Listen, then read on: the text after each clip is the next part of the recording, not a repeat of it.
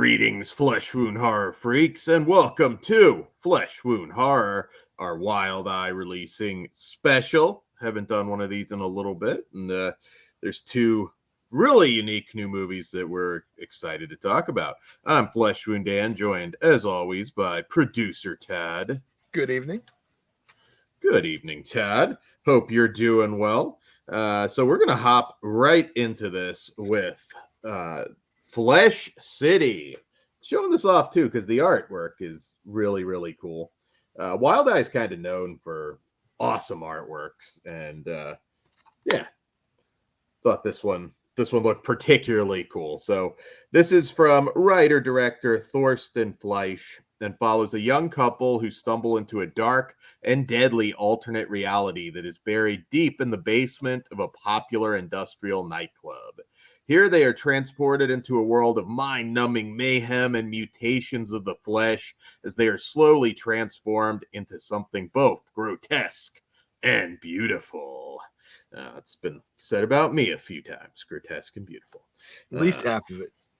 Fuck you, Todd. All right, so I didn't say which half. Jeez, I could have been giving you a compliment for once. Now I'm not. Damn. Grotesque and Beautiful feels like a tag team name. One show without wrestling, one day. I got it. Okay, move along, Dan. All right. One wrestling reference done. All right, so Flesh City. So this is a German film out of Berlin. I would probably pitch this as a mashup of Tetsuo Iron Man, Max Headroom, a little bit of Naked Lunch, and one of my favorite cult shows of all time, cult science fiction shows, Lex. It's a big mashup of that, a lot of Albert Pune kind of feel to it. A lot of cyberpunk weirdness is kind of how I would describe this. And believe it or not, that's something I've always kind of liked. I don't know why, because I'm not the most tech inclined guy as a kid, not at all. But I've always had a thing for those kinds of movies. I'm just gonna blame Blade Runner, and we'll just leave it at that. Blade Runner may be the origins of it, but Albert Pune, a lot of his stuff, even some of his lower budget stuff. Cyberpunk's kind of a hard thing to describe to people. It's just like you kind of know it when you see it. And Hardware, that's like the easiest one. Hardware, yeah.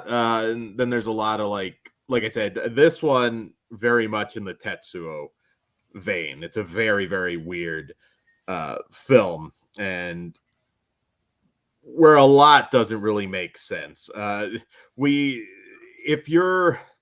This is one that's going to really depend if you're into the music, because we have this Max Headroom like character that introduces music videos. I'm assuming real bands like Marquis de Sex, and there's one called Happy Hippie Holocaust by Melendi. So there's like 3 or 4 times where we get like music videos.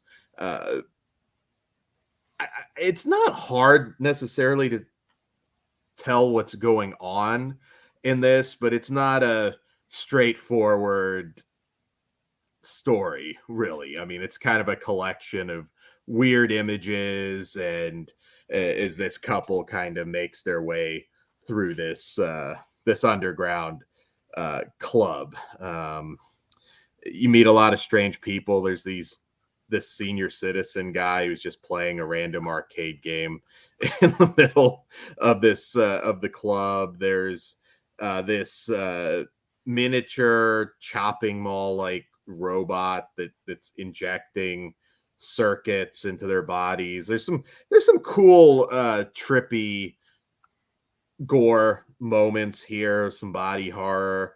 You have to really be in the right mood, and it's so fucking weird for the guy that's never done any kind of drugs to like this, because it's something that I think most people would think, yeah, I need to be high to enjoy this, but I wasn't, and I still enjoyed it. like I said, if and I would even throw Cronenberg in there as well, some of his more unusual work. Uh, if you're into that kind of stuff, particularly Tetsuo, you may enjoy this. If you're looking for a straightforward science fiction kind of story, then yeah, this is not for you. It's not a mainstream film. One thing that I learned in researching this one is the director actually did some work on Enter the Void, which makes total sense because there's a lot of sort of psychedelic flashes in this movie. It's not as bad as Enter the Void, which and some of the other Gaspar Noé films, which are there's a few of those that are really rough. Even I have to look away. But I did like this one. You have to be in the mood for something weird, and if you do partake in any kind of hallucinogens or what have you, this one I think maybe you'll understand it a little bit more. I didn't need to understand it. I enjoyed it. What about you, Todd? You liked it way more than me. My biggest issue is like I'm not a fan of the music. Yeah, that's an issue. I know. So for me, yeah, it was hard. There was really cool visuals, but I just couldn't get into it. I'm very not my genre of music, and I mean, I get why you like it. I get why people would. It just not really not really for me. But I did really like the visuals. I thought they were really cool. Like if I put my own music on and watched it, I might have a good time with it. Yeah, I get that. It was very impressed. Some really cool practical stuff in there. Some really nasty, like circuit meets flesh, pus sort of shit going on that I enjoyed. I think Kruger might like this movie. I don't know. I can't say if he's up for something really strange.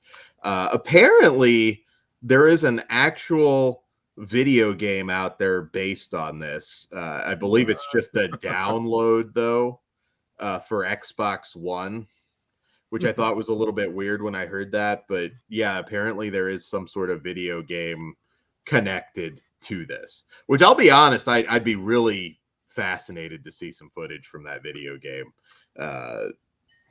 I'm assuming this is just an internet download. I couldn't find any kind of physical release for it. Yeah, but I'm sure it's just like something someone made. It's yeah, someone makes everything. And what is it the same title? The name the same as the film? that was a little bit unclear. Okay. Yeah, I would assume, and it also could be like a German thing. I don't know. Right. But if you want to do some digging, if somebody knows and watches this video, please respond in the comments. I would be very interested I'm not a gamer, but I'd be very interested just to see some footage from it because yeah. And like I said, a lot of the flashes are towards the very end, so you'll kind of know when that's coming, and you can, if it's a little too much for you, you can look away. But great finale, really cool, ambitious finale on a budget. I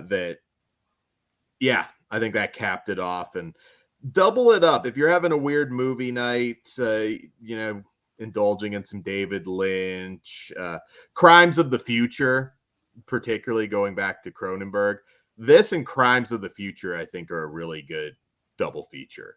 If you're in the mood for weird, this is really fucking weird. There's a satanic public access show. There's, a Max Headroom like guy introducing these weird music videos, and there's flesh growing on skyscrapers. It's just a bizarre good time. Not for everybody though, but I like this one quite a bit.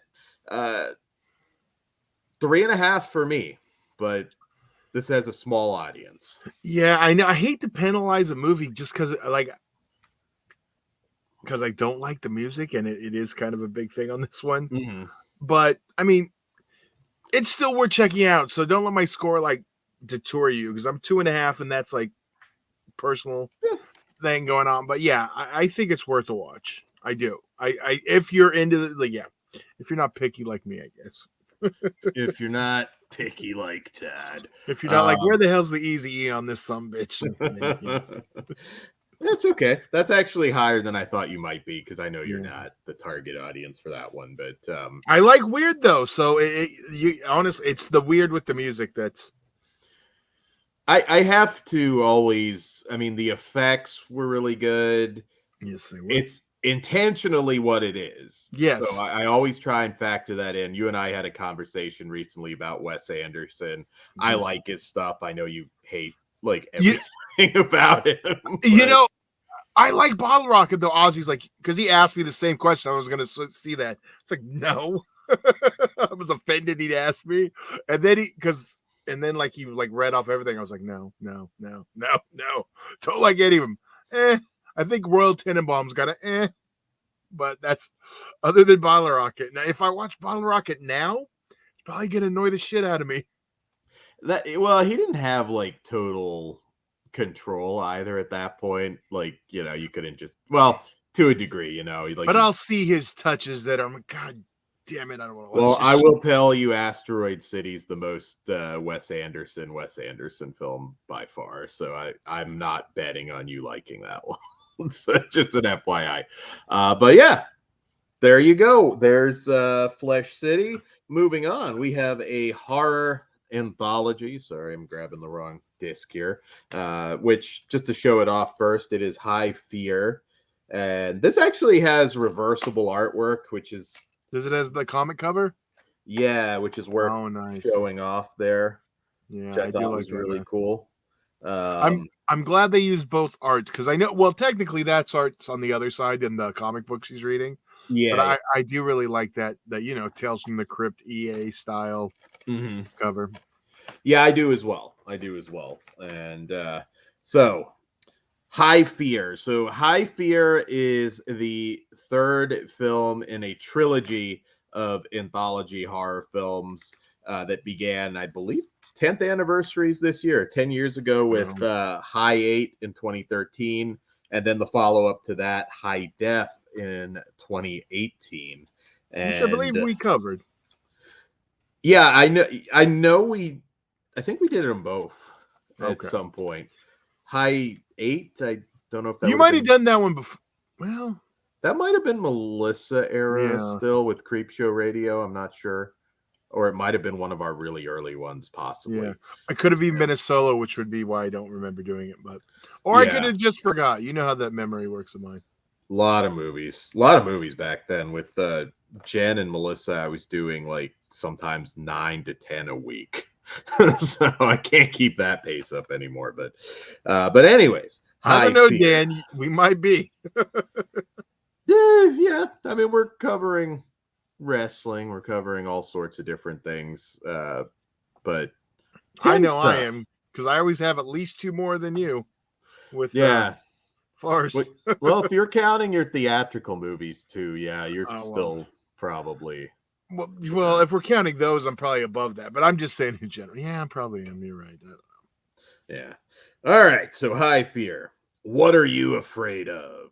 An ambitious young illustrator is forced to create 4 of the most terrifying stories imaginable for a new comic book based on basic human fears. But with each story she creates, the stakes become higher and more deadly as she delves deeper into the nature of evil itself. The anticipated final film in the cult hit High trilogy, preceded by High 8 and High Death. All right. So with the anthologies, first we got the wraparound where she kind of this mysterious caller, and she's, to be perfectly honest, the wraparound's pretty basic. There's not a whole lot to it.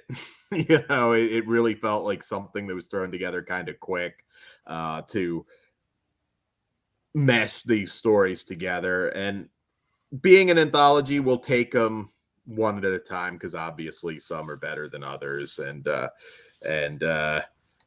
Yeah. So the first story is from cult director Todd Sheets. We've covered a lot of Todd Sheets films over the years, and it is Losing It in the Devil's Whorehouse. And this one's pretty straightforward with the title. It's just about a group of friends that are going to get laid and find some supernatural gory mayhem instead. And there's kind of a cool, let's just say, historical component to this that I thought was kind of neat. It's probably one of the weaker stories for me, if I'm being honest. It's not bad. There's a couple okay effects. Um, the attempts at humor were kind of more miss than hit for me. This was probably the weakest segment for me, which is a surprise because going into it, you're thinking like, "Oh, losing it in the Devil's Whorehouse, that should be Right. fun." Uh, it's another one like it was a bit more restrained than I was expecting. There's you would kind of expect a little more skin in this, and there's not. There's some demon boob act going on, which is fine, but to be honest, it didn't really deliver anything spectacular in terms of gore or laughs. We're in a demonic whorehouse, and you would expect some sort of exploitation goodies to be on display here, and that's all just very, very limited. And when you're dealing with a smaller indie film like this, I think it's more important than ever, give us the shit that we can't see at our local multiplex, or that they refuse to show us at our local multiplex. Um, this just felt way too restrained for me. Uh, Todd Sheets has done some great work, and he's done some not so great work, but I've always enjoyed his work. I remember going nuts trying to track down a VHS copy of Zombie Bloodbath when I heard about that back in the day. I think, or it might have been Zombie Bloodbath 2 at that point, when we were in the great zombie drought. So I do appreciate Todd Sheets, but if I'm being honest, this one, like I said, there's a couple okay effects. There's some vagina dentata, I believe is the term. We get that, but it's just kind of like It's an okay opener though. Just nothing to write home about, and I thought it was too restrained. How about Yeah. you, Todd? Yeah, no, you nailed it on that one. It is, but I mean, it still had a charm to it. Like I didn't dislike it, but it's missing some of those things that you definitely Mm, mentioned. That it didn't give us anything we couldn't see. yeah, yeah, I agree, and I wasn't as thrilled with the ending. Mm. Yeah, give us a little bit more, but there's some gooey effects, I guess, so it's not all a loss. Our second story is when shadows come alive, and this one is from director Tim Ritter. And if you're unfamiliar with who Tim Ritter is, of course, uh, Tim Ritter did Killing Spree, Creep, True for Dare. Really, probably some of the better like 80s SOV stuff, in my opinion. Yeah, Tim Ritter always brought the goods. And uh and yeah, so I actually like this story. This is kind of follows this sort of piece of shit, abusive preacher who murders his wife, uh and you kind and it kind of takes a turn that you wouldn't expect. There's I like the twist in this one, where they end up kind of going versus where they started. It takes you on a fun little journey. Obviously, being Tim Ritter, he brings some solid gore. Uh, Nothing quite like his early stuff. Tim Ritter's kind of an underground legend. If you haven't seen Killing Spree, check it out. At least as of this recording, I think you can actually get the Vinegar Syndrome Blu-ray or the Blu-ray. I'm sorry, I should say off Vinegar Syndrome for Culture Shock Blu-ray off Vinegar Syndrome for $10. If you're into this sort of thing, Killing Spree's one of those SOV titles you should definitely have in your collection, especially for that price. I enjoyed this one. There's some acting's better than others. That's kind of the theme throughout this whole anthology, as you'd expect. And again, we're kind of far away. Well, actually, I'll save that for closing thoughts. But any anthology, there's usually some quality shifts in terms of the acting, and that's sometimes an issue here. But I really enjoyed this one. The twists and turns that it takes, and it kind of goes into a wholly different genre than what we start out with. So I thought this was actually a really strong little story. I enjoyed it. How about you, Todd? Yeah, of the three, this is probably my favorite story. I mean, it has a little bit of everything. And you brought up Killing Spree. Tim Ritter has, pretty good track record. And this kind of lined up with his other stuff.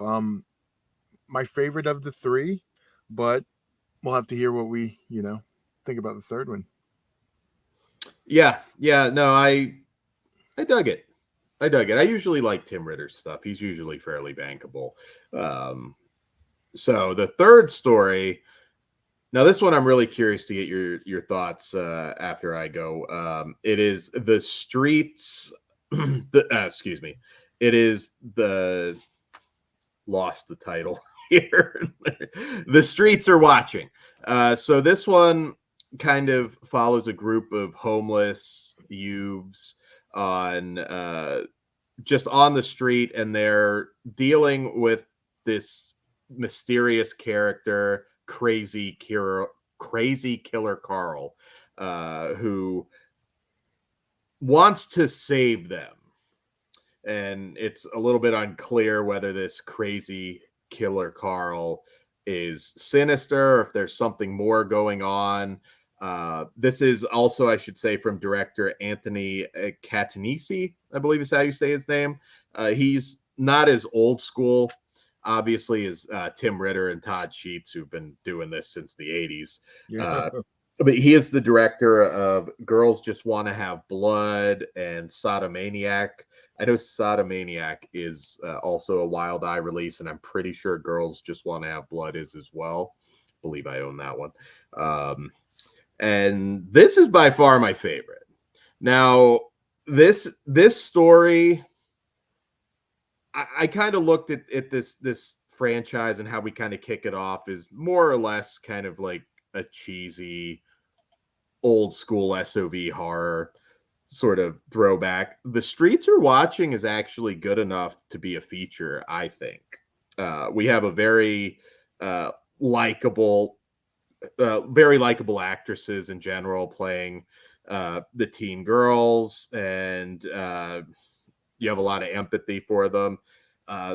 This almost kind of felt like maybe it should be in a different anthology. Again, I'm not quite sure whether these were all just shorts that the other directors had, or if they were made specifically for this project. But this one for me was head and shoulders above the rest. Watching it, I was like, man, this would have made a really cool, 70-minute feature. And that's what makes it weird in it, because you mentioned, it feels out of place. So, like, I agree with you. It out of the three would make the best feature. Yeah. But, I mean, like, talking about the whole thing as a whole, it is the one that feels out of place. Yeah, it does. It does. And for some people, they like that tone. I've seen more and more horror anthologies now where it really does feel like, hey, I've got this short, you got that short, right. Let's mesh them together. And there's not always that cohesive feel. I didn't mind in this case, because this, I really I really thought they did a good job of making me care about these characters in a very short amount of time.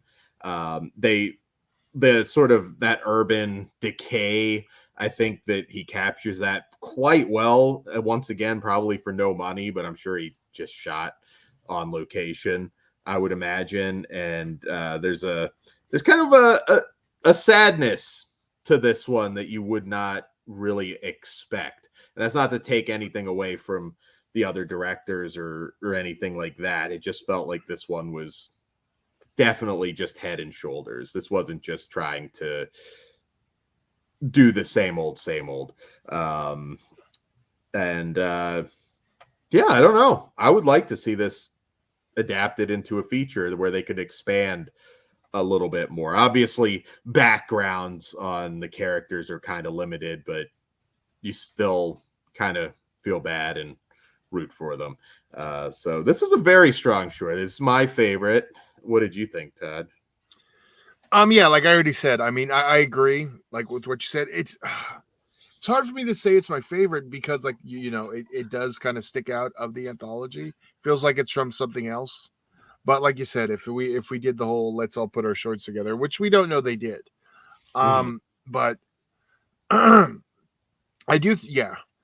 It would be my second favorite, even if it feels out of place. Because yeah, the first one I wasn't a fan of, but I do like the second two.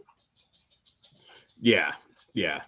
All right. So moving on to our our fourth short, and this one is from director Brad Sykes, another guy that goes way, way back, not quite as far back as Tim Ritter or Todd Sheets, but still somebody that's been doing this since the 90s. We've certainly reviewed a lot of his films. We did I believe at least one or two on one of our Make Flicks shows where we covered one of those sets. And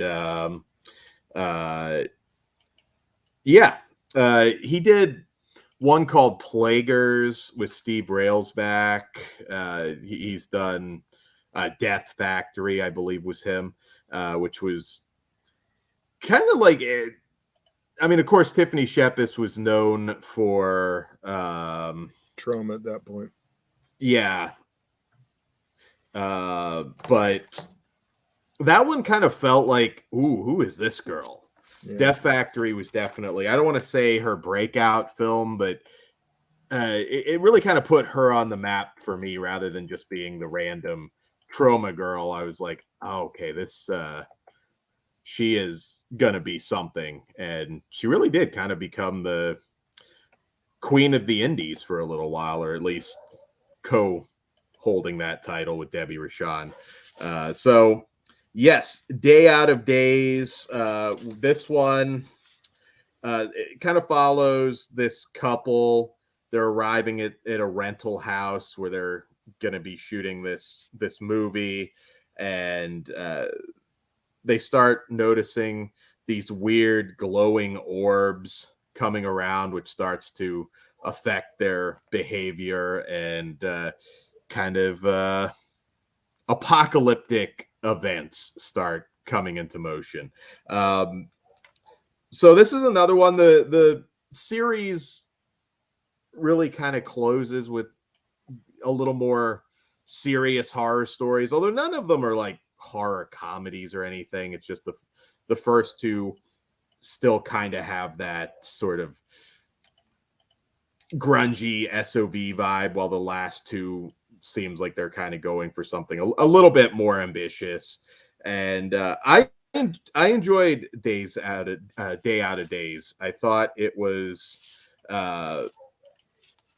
kind of just like a quiet, paranoid thing, kind of like a really like lower budget A24 kind of story that I thought worked quite nicely.